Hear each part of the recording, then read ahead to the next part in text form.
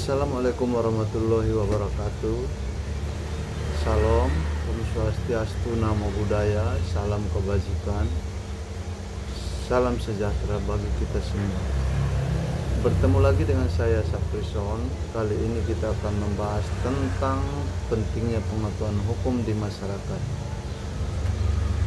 Sebagaimana pembahasan kita kali ini adalah tentang restoratif justice sebagai alternatif baru para pencari keadilan, yang mana restoratif justice ini diinisiasi oleh Bapak Jenderal Kapolri Listio Sigit Prabowo.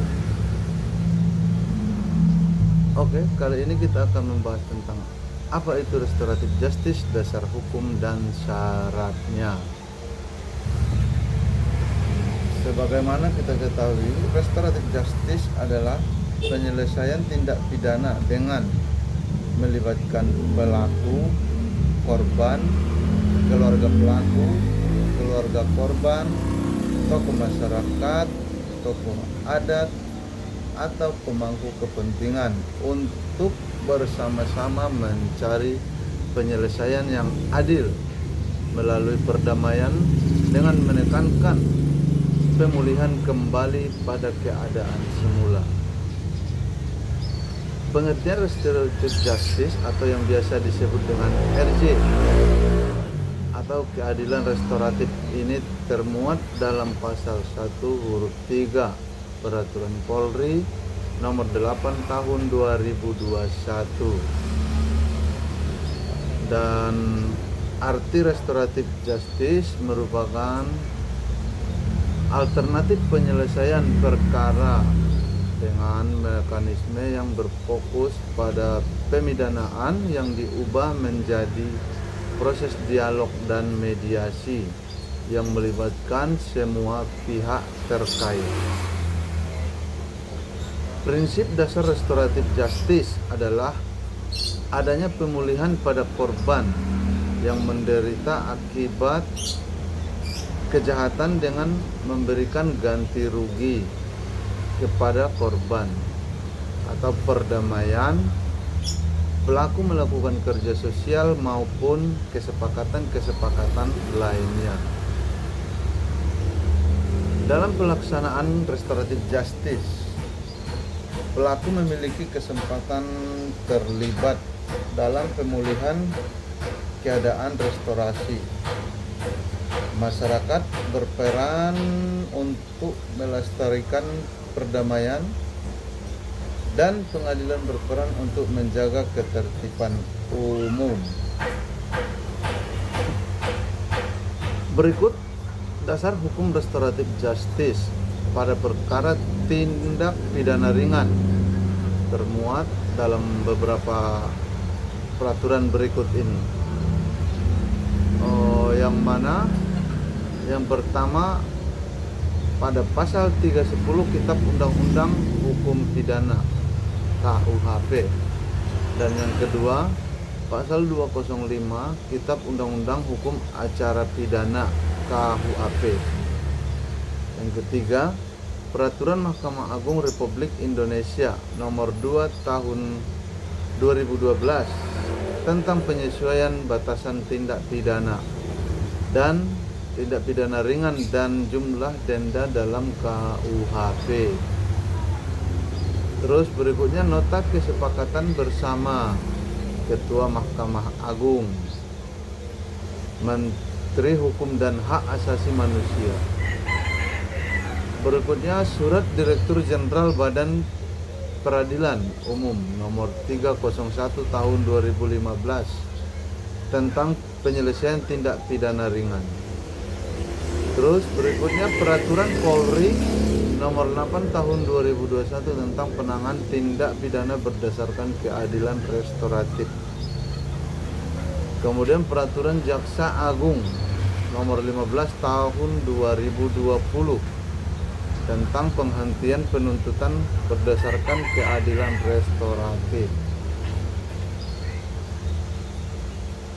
Perkara pidana yang dapat diselesaikan dengan restoratif justice atau yang biasa disebut dengan RJ adalah pada perkara tindak pidana ringan sebagaimana diatur dalam pasal 364, 373, 379, 384, 407 dan 483 Kitab Undang-Undang KUH Pidana atau KUHP.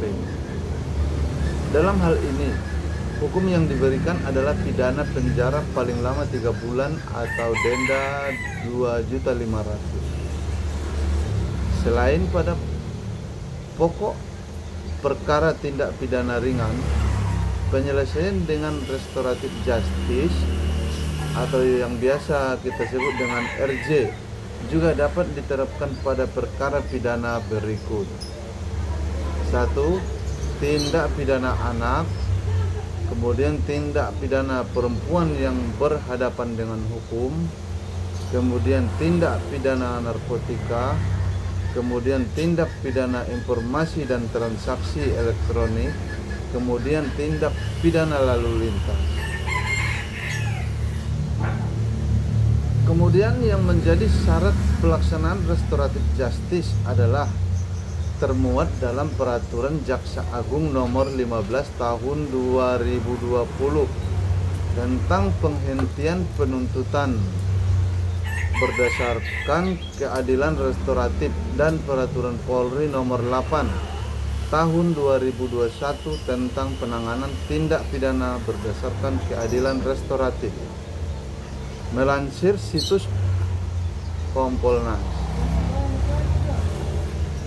Berikut ini persyaratan umum pelaksanaan restoratif justice secara material, meliputi tidak menimbulkan keresahan dan atau penolakan dari masyarakat, tidak berdampak konflik sosial, tidak berpotensi memecah belah bangsa, tidak radikalisme dan separatisme, bukan pelaku pengulangan tindak pidana berdasarkan putusan pengadilan atau yang disebut dengan residivis, bukan tindak pidana terorisme, tidak pidana terhadap keamanan negara, tindak pidana korupsi, dan tindak pidana terhadap nyawa orang lain.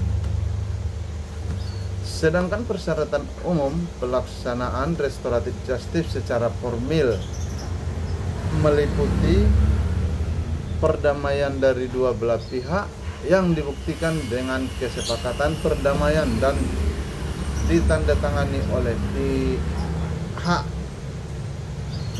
pihak yang bersangkutan, kecuali untuk tindak pidana korupsi.